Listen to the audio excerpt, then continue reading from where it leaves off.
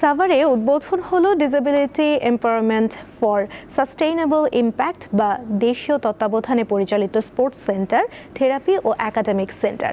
সকালে সাভারের আমিন বাজারে এর উদ্বোধন করা হয়। অনুষ্ঠানে প্রধান অতিথি হিসেবে উপস্থিত ছিলেন ন্যাশনাল প্যারা অলিম্পিক কমিটি অফ বাংলাদেশের সহ সভাপতি নাসিরুল ইসলাম। বিশেষ অতিথি ছিলেন সমাজসেবা অধিদপ্তরের পরিচালক সাজ্জাদুল ইসলাম। এছাড়াও ন্যাশনাল প্যারা অলিম্পিক কমিটি অফ বাংলাদেশের মহাসচিব ও দেশের এক্সিকিউটিভ ডিরেক্টর মারুফ আহমেদ মৃদুল সহ কমিটির অন্যান্য সদস্যরা উপস্থিত ছিলেন। অনুষ্ঠানে অন্তত 20 জন শারীরিক প্রতিবন্ধী শিশুকে খেলাধুলার পাশাপাশি থেরাপি দেওয়া হয়।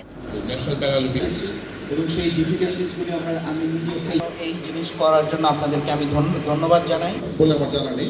নিউরো ডেভেলপমেন্টাল ডিসঅর্ডার চাহিদা সম্পন্ন ব্যক্তিদের জন্য যে আজকের এই প্রতিষ্ঠানের যে প্রশিক্ষণ জোন এবং থেরাপি সেন্টার, এটির উদ্বোধনী অনুষ্ঠানে সকলেই আমরা উপস্থিত হয়েছি। তাই এটার শুভ উদ্বোধন ঘোষণাপূর্বক আমরা সমাজে যারা যে স্তরে কাজ করি, সচেতন ব্যক্তি, তারা এটির ডেভেলপমেন্টের জন্য এগিয়ে আসবো, এই আহ্বান সকলের প্রতি আমি রাখছি। এটা বাংলাদেশে একটি স্বনামধন্য বিশেষ চাহিদা সম্পন্ন, বিশেষ করে নিউরো ডেভেলপমেন্ট প্রতিবন্ধী সুরক্ষার একটা বড় অর্গানাইজেশন হিসাবে দাঁড়াবে, এই আশাবাদ ব্যক্ত করি।